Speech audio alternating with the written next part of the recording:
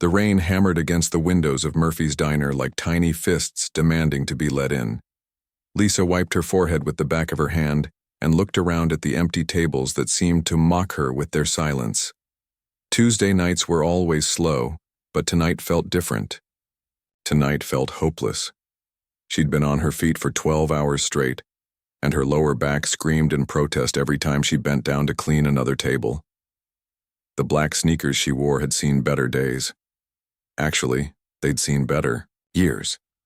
The sole on her left shoe had started to separate, and she could feel the cold floor through the growing hole. New shoes would have to wait, just like everything else in her life. Lisa reached into her apron pocket and felt for the crumpled $10 bill that represented her entire financial world right now. $10. That's all that stood between her and complete disaster. She'd counted it so many times today that the bill felt soft and worn between her fingers. Tomorrow was Wednesday, and payday wasn't until Friday. 2 more days that might as well have been 2 years. The diner's fluorescent lights buzzed overhead, casting harsh shadows across the checkered linoleum floor. One of the bulbs flickered occasionally, making everything look like an old movie that kept skipping. The whole place smelled like grease and bleach, a combination that had become as familiar to Lisa as her own breathing. She'd been working here for 3 years now, ever since dropping out of college when Mom got sick. The memory of that phone call still made her chest tight. "Lisa, honey, I need you to come home." Mom's voice had been so small, so scared. The doctors had found something in her lungs, and suddenly college didn't matter anymore. Books and essays and dreams of becoming a teacher all got packed away in cardboard boxes, while Lisa learned about insurance deductibles and co-pays, and all the ways the medical system could drain a family's savings. Tonight, those medical bills sat in a neat stack on her kitchen table, each envelope a small paper weight pressing down on her shoulders. The pharmacy had called again today about Mom's prescriptions. The kind but tired voice on the phone had been patient, understanding, even, but the message was clear. No payment, no medicine. Lisa glanced at the clock above the coffee machine. 9:47, just over an hour until she could lock up and drag herself home to her tiny apartment. Home, if she could still call it that after tomorrow. The eviction notice tucked in her purse said she had 48 hours to come up, with rent money, or she'd be looking for a new place to sleep. She grabbed the spray bottle and rag from behind the counter and started wiping down table 6 for the 3rd time tonight. The repetitive motion was oddly comforting, like meditation. Spray, wipe, move to the next spot. Spray, wipe, move on. If only life's problems could be cleaned up so easily. The bell above the front door chimed, its cheerful ding cutting through the quiet hum of the nearly empty diner. Lisa looked up to see her manager, Tom, pulling on his jacket and fishing his keys from his pocket. Tom was a decent enough guy. Not mean, not particularly kind either. He ran the place like a business, which it was, and he trusted Lisa enough to let her close up alone most nights. "You good to lock up?" Tom asked, already knowing the answer. Lisa had been closing the diner by herself for months now. "Yeah, I've got it," she replied, forcing a smile. "See you tomorrow." Tom paused at the door, his hand on the handle. For a moment, Lisa thought he might say something else. Maybe ask how she was doing, or notice that she looked like she hadn't slept well in weeks. Instead, he just nodded and stepped out into the rain, leaving her alone with the buzzing lights and the smell of old coffee.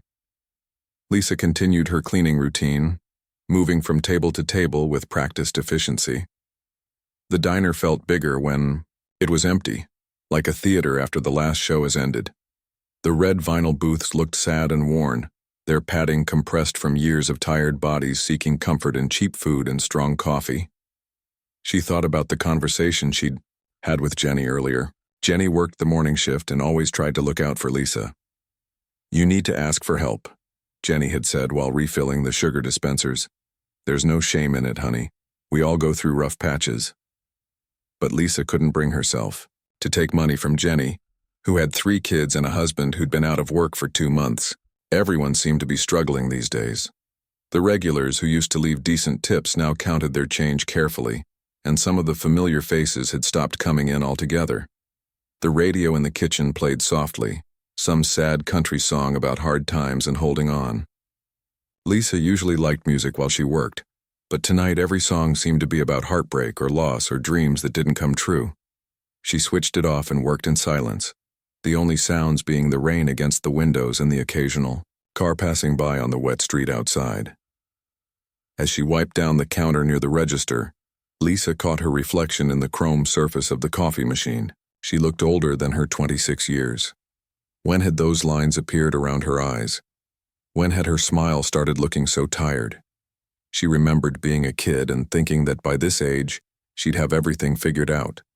She'd imagined herself in a classroom somewhere, teaching kids about history or literature, coming home to a nice apartment and maybe someone who cared about how her day went. Instead, she was here, counting the same $10 bill over and over and trying to figure out which bill to pay first when Friday came. The electric company had been patient, but patience had limits. Mom's medication couldn't wait. The rent was already late. Lisa walked over to the big window that faced the street and looked out at the rain.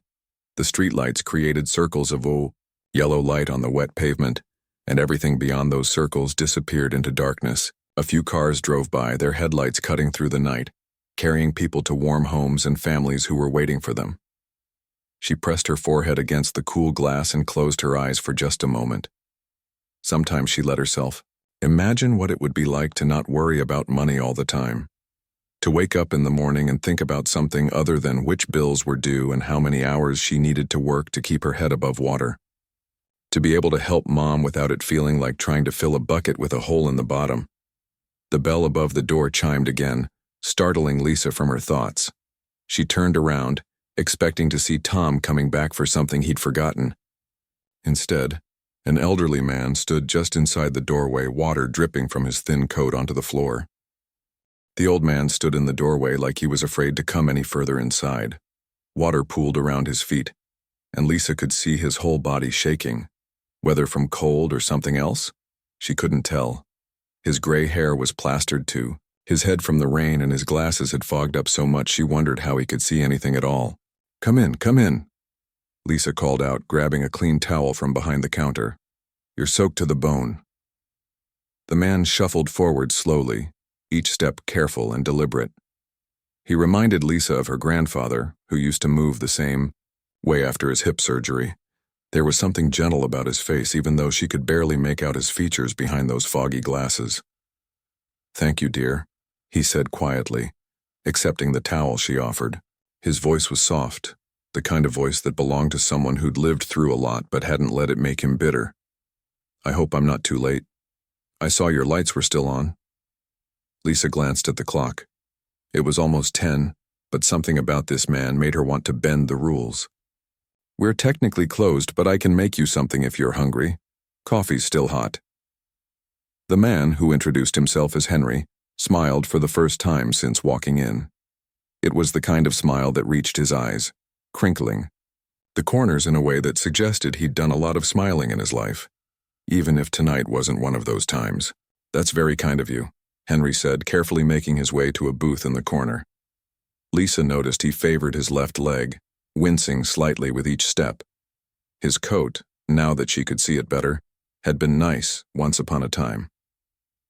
You could tell by the cut in the fabric, but it was worn thin now, with patches sewn carefully onto the elbows and a small tear near the shoulder that had been mended with mismatched thread.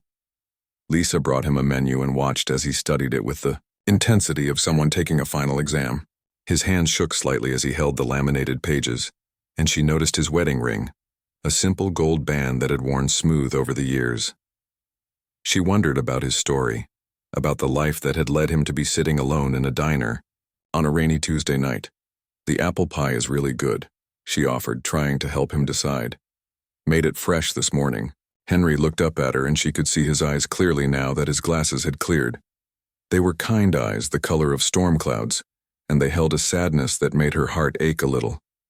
"That sounds perfect," he said. "Just a slice of pie and coffee, if that's all right." Lisa nodded and headed back to the kitchen, but something made her turn around. Maybe it was the way he sat so carefully in the booth, or how he folded his hands on the table like he was in church. Maybe it was the way his eyes had lit up when she'd been kind to him, like he hadn't expected it. "You know what?" she said. "How about I throw in some soup too? It's been sitting here all day and I'll just have to throw it out anyway." That wasn't entirely true. The soup was perfectly good, and Tom always made them save leftovers for the next day. But something about Henry made her want to make sure he got a real meal. Henry started to protest, saying he didn't want to be any trouble, but Lisa waved him off. She heated up a generous bowl of the vegetable soup and cut him a thick slice of apple pie, adding a scoop of vanilla ice cream even though he hadn't asked for it. When she set the food down in front of him, Henry stared at it for a long moment. His eyes got shiny, and Lisa thought he might cry. Instead, he looked up at her and said, "You're an angel, you know that?" Lisa laughed, but not in a mean way. "Trust me, I'm no angel. I'm just a waitress trying to get through the night." "Sometimes those are the same thing," Henry said quietly. As he ate, Lisa went back to her cleaning, but she kept one eye on her customer. He ate slowly, savoring every spoonful of soup and every bite of pie like it was the best meal he'd ever had. Between bites, he'd look around the diner with the expression she couldn't quite read. Not sad exactly, but thoughtful, like he was remembering something from long ago. "This place reminds me of somewhere I used to go," Henry said during one of her trips past his table. "Long time ago when I was young and thought I knew everything about everything." "We all think that when we're young," Lisa replied, refilling his coffee cup. "I thought I'd have life all figured out by now." Henry chuckled. "If you figure it out, let me know the secret. I'm still working on it myself." They talked in small bursts while Lisa finished her closing duties. Henry told her he was new in town, looking for work despite his age. He'd been staying at the Mission downtown, he said, but they could only let people stay for a few nights at a time. "Work's hard to find when you're my age," he admitted. "Most places take one look at me and decide I'm too old, too slow, too much trouble." Lisa felt a familiar anger rise in her chest.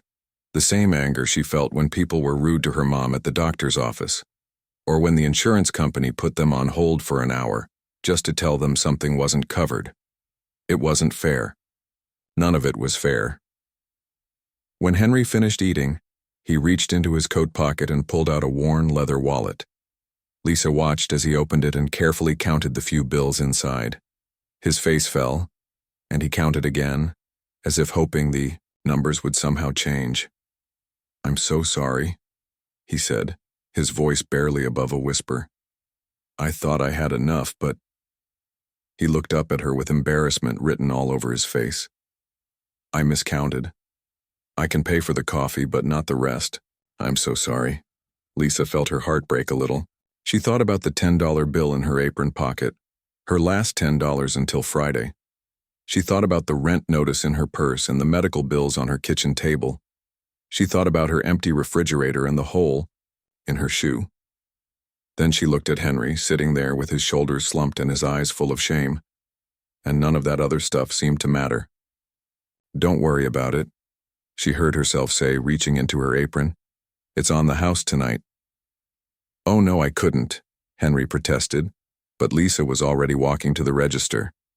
"It's fine," she said, punching in the sale and putting her $10 bill in the drawer. "Really, everyone needs a break sometimes." Henry's eyes filled with tears that he tried to blink away. "You don't understand," he said. "This is too much. You don't even know me." "I know enough," Lisa said simply. "I know you're a good man who's having a hard time. That's all I need to know." When Henry finally got up to leave, he pressed something into Lisa's hand, a small, worn business card that was too faded to read properly in the diner's dim light. "Sometimes," he said, "angels show up when you least expect them and need them most. I won't forget this kindness." As Lisa watched him disappear into the rain, she had no idea that her $10 act of compassion would soon change everything. The alarm clock screamed at 6 in the morning, but Lisa was already awake. She'd been staring at the ceiling for the past hour, her stomach growling so loudly it sounded like a small animal was trapped inside her. The $10 she'd spent on Henry's meal might as well have been 100. Without it, everything felt impossible. She rolled out of bed and shuffled to the kitchen, opening the refrigerator out of habit, even though she knew what she'd find. A half-empty jar of peanut butter, some wilted lettuce that had seen better days, and a carton of milk that was probably questionable. The cabinets weren't much better, a box of crackers and some instant noodles that she'd been saving for emergencies. Well, this definitely qualified as an emergency. Lisa made herself a cup of coffee using yesterday's grounds, trying to stretch every penny. The coffee tasted weak and bitter, but it was warm and it was caffeine, and that would have to be enough. She sat at her small kitchen table, surrounded by the stack of medical bills that seemed to grow bigger every day, and tried to figure out some kind of plan. The eviction notice stared up at her from the top of the pile. 48 hours. It said. She had less than 2 days to come up with $800 for rent or she'd be out on the street. The math was simple and cruel. Even if she worked every hour until Friday, her paycheck wouldn't be enough to cover everything. Her phone buzzed with a text message. It was from the pharmacy. Reminder: Ruth's prescription is ready for pickup. Total, $127.50.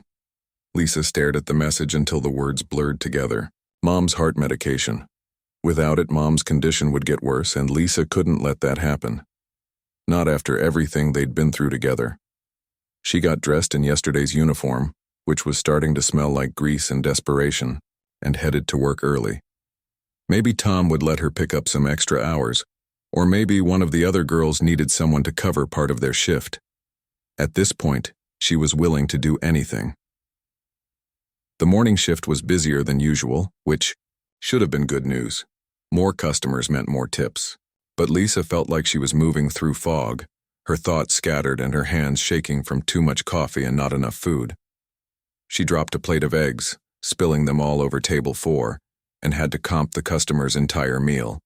"You okay, honey?" asked Jenny, the other waitress working the morning shift.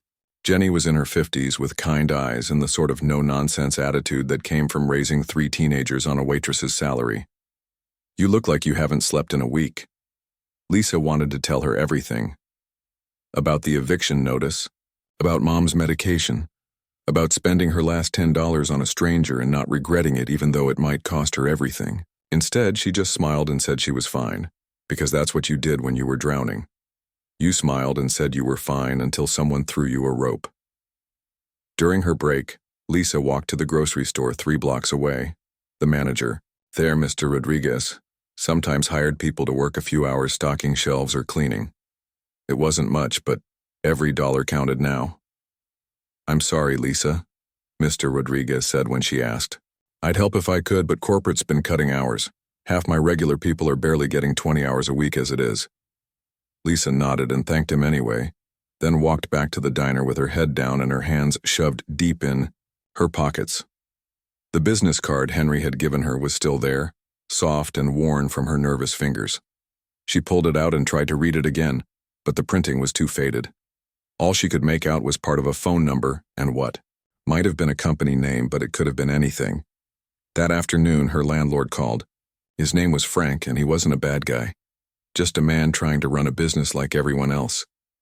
But his voice was tired when he spoke to her, like he'd had this conversation too many times before. "Lisa, I know you're going through a tough time," he said. "But I've got bills too.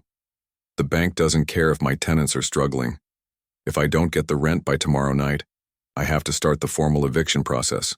"I understand," Lisa said, even though understanding and accepting were 2 different things. "I'm working on it." "I hope so," Frank said. "I really do. You're a good tenant, and I don't want to lose you, but I can't make exceptions anymore."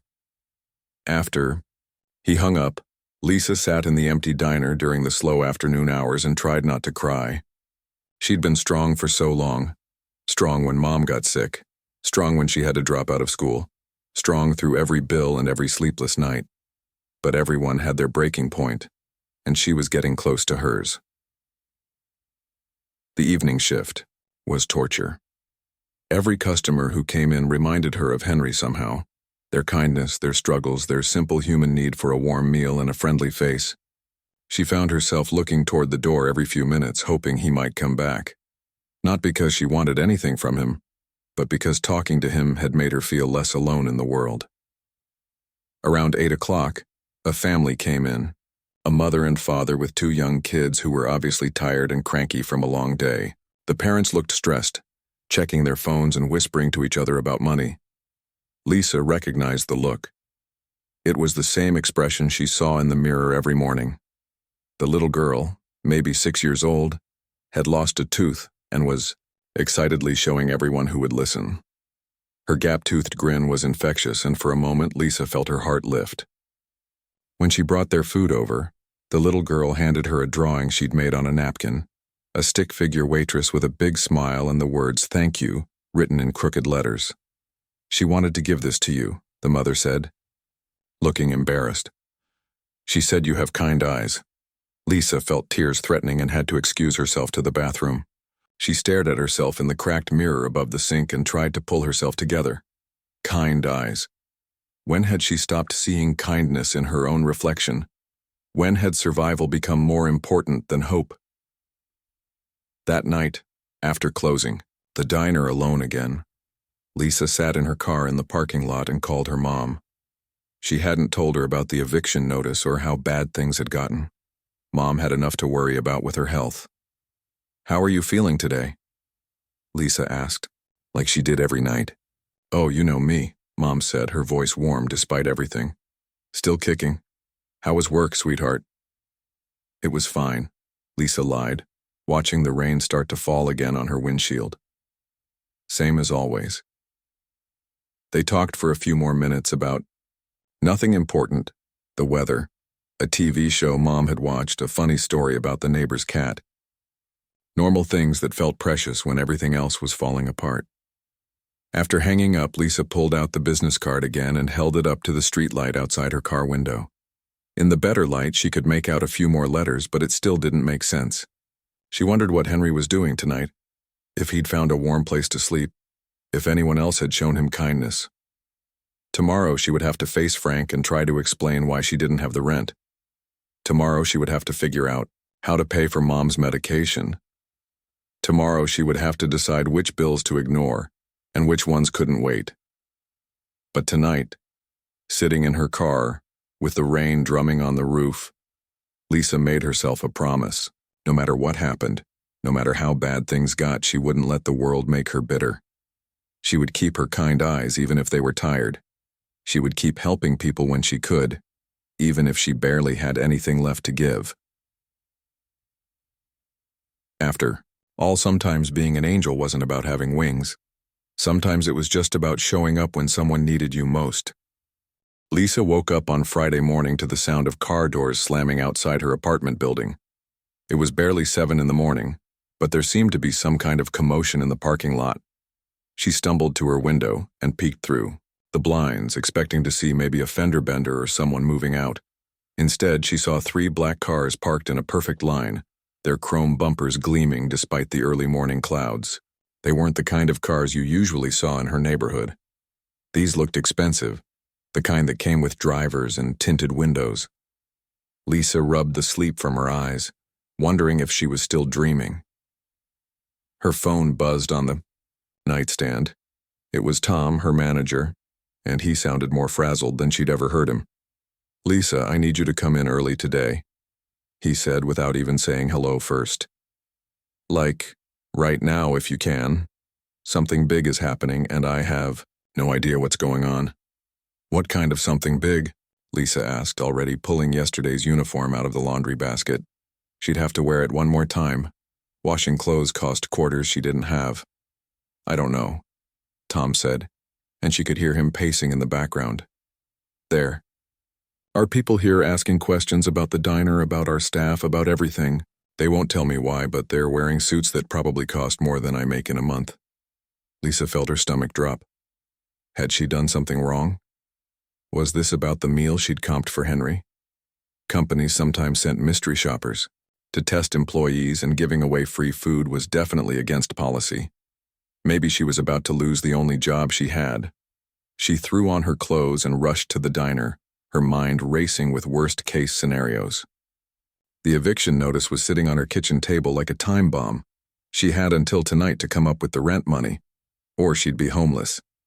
If she lost her job on top of everything else, there would be no coming back from this. She got to Murphy's Diner. The scene was even stranger than Tom had described. The 3 black cars were parked outside, and through the windows she could see people in expensive suits sitting in the booths, talking quietly into phones and looking at tablets. Tom was behind the counter straightening his tie for what looked like the 100th time and smoothing down his thinning hair. "What's going on?" Lisa whispered as she tied her apron around her waist. "I have no idea," Tom whispered back. "They showed up an hour ago and asked if they could wait here for someone. They ordered coffee and have been making phone calls ever since. I think one of them might be a lawyer." Lisa felt her hands start to shake. This was it. She was going to get fired, and then she'd lose her apartment, and then she'd have to tell Mom that she couldn't afford her medication anymore. The house of cards she'd been carefully balancing for months was about to come crashing down. The bell above the door chimed, and Lisa looked up expecting to see another suited stranger. Instead, she saw Henry walking through the door, but he looked completely different. Gone were the threadbare coat and worn-out shoes. Instead, he wore a perfectly tailored navy suit that probably cost more than Lisa made in 6 months. His gray hair was neatly styled, and he carried himself with a confidence she hadn't seen before. But it was definitely Henry. Those same kind storm cloud eyes, the same gentle smile that had warmed her heart just a few nights ago. He looked around the diner until his gaze landed on her, and his whole face lit up like Christmas morning. "Hello, Lisa," he said, walking straight toward her. The people in suits all turned to look at him, and suddenly the diner felt like the center of some important business meeting that she didn't understand. "Henry?"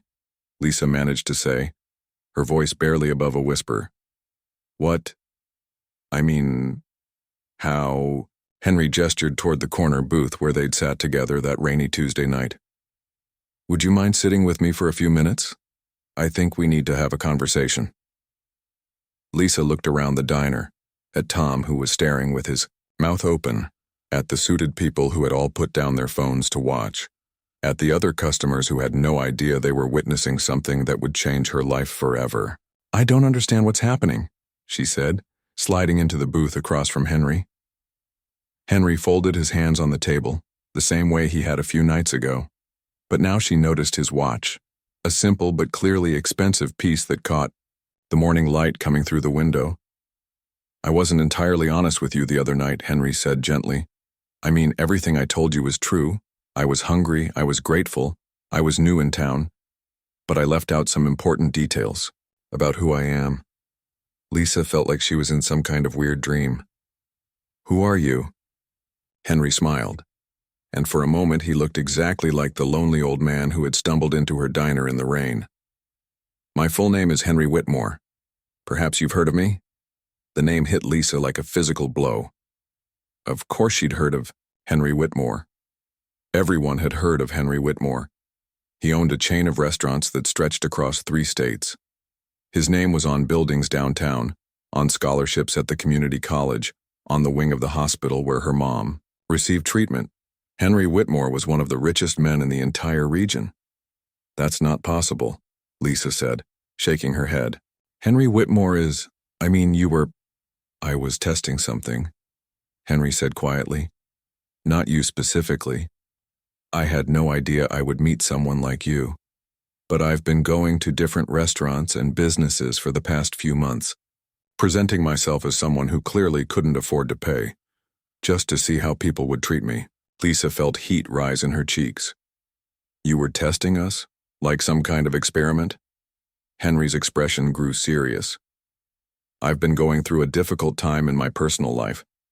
Some people I trusted, people I considered family, betrayed that trust in ways that made me question whether genuine kindness still existed in the world. I needed to know if there were still people who would help a stranger without expecting anything in return."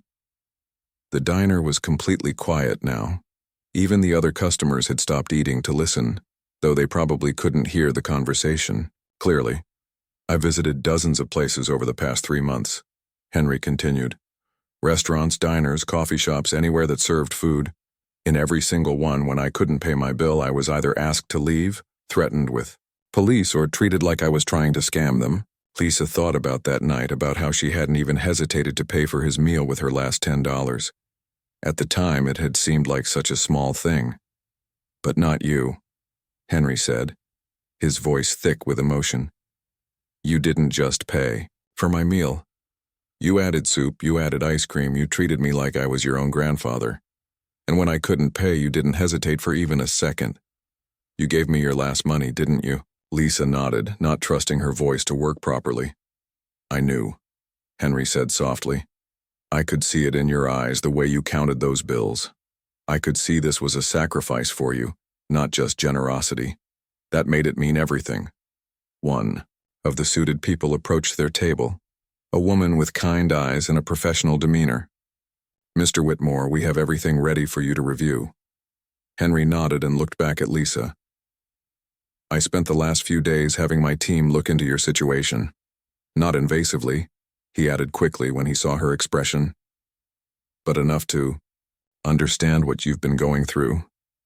Lisa felt like the world was spinning too fast. I don't understand what's happening. Henry reached across the table and patted her hand gently. What's happening, my dear, is that your kindness is about to be rewarded in ways you never imagined. But first I want you to know that what you did that night, spending your last money on a stranger, that's the kind of character that's rarer than diamonds. And people with that kind of character deserve to have the world treat them better. And the same suited woman placed a folder on the table in front of Henry. He opened it and pulled out several documents that looked official and important. Your rent has been paid for the next year, Henry said simply. Your mother's medical bills have been taken care of. And this, he handed her a letter, is a job offer that I hope you'll consider. Lisa stared at the papers like they were written in a foreign language. This isn't real, she whispered. Things like this don't happen to people like me. They do now, Henry said with a smile that reached all the way to his eyes. They absolutely do. Lisa stared at the job offer letter until the words started to blur together. The paper felt real enough in her hands, but her brain couldn't process what she was reading. Director of Community Outreach for the Whitmore Foundation. A salary that was more than she'd made in the past 2 years combined. Benefits that included full medical coverage for her and her mother. I don't understand, she said for what felt like the 100th time that morning. Why me? I'm just a waitress. I don't know anything about running foundation programs or community outreach or any of this. Henry leaned back in the booth, looking more relaxed than she'd ever seen him. You know the most important thing. You know what it feels like to struggle, and you know how to treat people with dignity when they need help most. Everything else can be taught. The woman in the suit, who had introduced herself as Patricia, Henry's assistant, spread more papers across the table. The foundation helps families in situations exactly like yours, she explained. People who are working hard but can't get ahead, people who need medical care they can't afford, people who just need someone to believe in them. Lisa looked around. The diner, which had become unusually quiet. Tom was pretending to wipe down the counter, but she could tell he was listening to every word. The other customers were trying not to stare, but conversations had definitely stopped. Even the coffee machine seemed to be gurgling more quietly than usual. What would I actually do? Lisa asked, still not quite believing this was really happening. You'd help us find people like yourself, Henry said. People who deserve a break, but haven't caught one yet. You'd visit communities, talk to local business owners, work with schools and hospitals to identify families who need assistance. You'd be the face of hope for people who have forgotten what hope looks like. Patricia pulled out a tablet and showed Lisa photos of families the foundation had helped. A single mother who'd been able to go back to school and become a nurse, an elderly man who'd received the surgery he needed to walk again, children who'd gotten scholarships to college when their parents couldn't afford to send them. In the past 5 years, we've helped over 3,000 families, Henry said. But I've been looking for someone who really understands what it means to need help. Someone who knows the difference between charity and dignity. Lisa thought about all the times she'd needed help but had been too proud to ask for it. About the nights she'd gone to bed hungry so she could save money for her mother's medication. About the way it felt to count pennies and still come up short. The wrong salary starts at $75,000 a year. Patricia said matter-of-factly. Plus benefits, plus a company car, plus a budget for helping families in immediate crisis situations. Lisa's hand started shaking.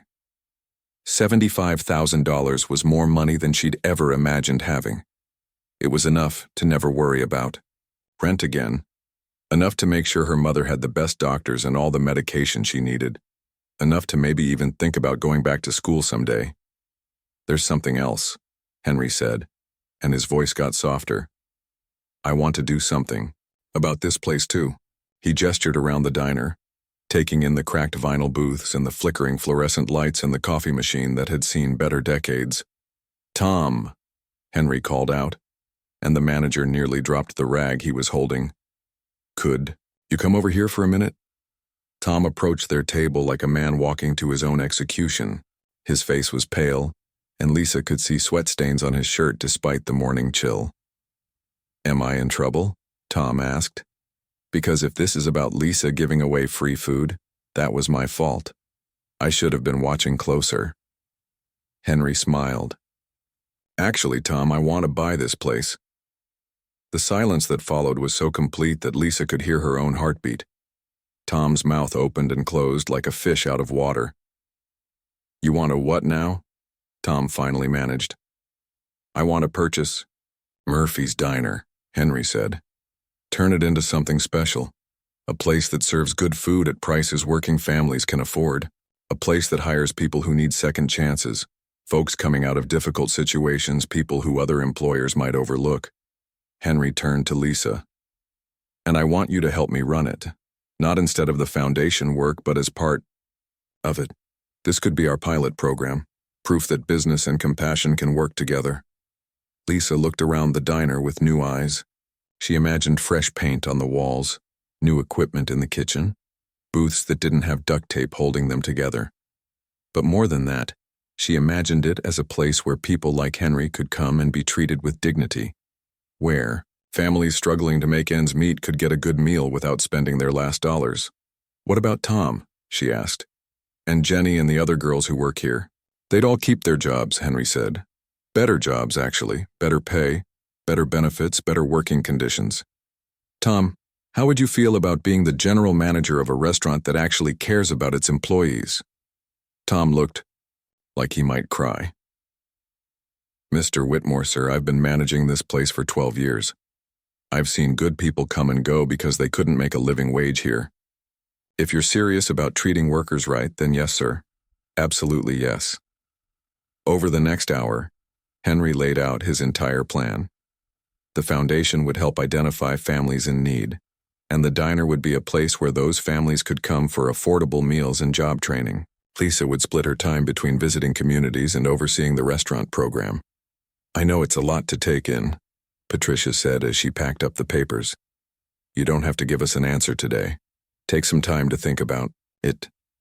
But Lisa didn't need time to think. She looked at Henry, this man who had come into her life disguised as someone who needed help, only to reveal that he was someone who could change everything. "I have one question," she said. "Why didn't you tell me who you were that first night?" Henry's expression grew thoughtful. "Because if you had known, you might have helped me for the wrong reasons. You might have been kind because you thought it would benefit you somehow. But you helped me because it was the right thing to do. You sacrificed for a stranger because that's who you are at your core." He pulled the faded business card from his pocket, the same card he'd given her that rainy Tuesday night. "I've been carrying cards like this for months," he said, hoping to find someone worthy of what's written on the back. Lisa turned the card over, and in fresh ink she could see words that hadn't been there before. "Sometimes angels show up when you least expect them." "You wrote this after that night," she said. "I did, because that's when I knew I'd found what I was looking for." 6 months later, Lisa stood in her new office overlooking the city, but she spent most of her time in communities like the one where she'd grown up. She'd helped over 100 families get back on their feet, and Murphy's Diner had become the talk of the town, a place where everyone was welcome and no one went hungry. The old diner had been transformed into something beautiful, but it still felt like home. Jenny now managed the front of house. Tom ran the kitchen like a master chef, and new employees, People from difficult backgrounds who needed a chance found hope in honest work. Lisa kept Henry's business card framed on her desk, right next to a photo of her mother, who was healthier than she'd been in years thanks to the best medical care money could buy. But the thing that made Lisa proudest wasn't the fancy office or the good salary, or even the fact that she'd helped so many people. It was the knowledge that kindness really did matter, that treating people with dignity really could change the world. That sometimes when you give your last $10 to a stranger, you're not just buying them a meal. You're investing in the kind of future where everyone has enough to eat and everyone has a chance to succeed. And sometimes angels really do show up when you need them most.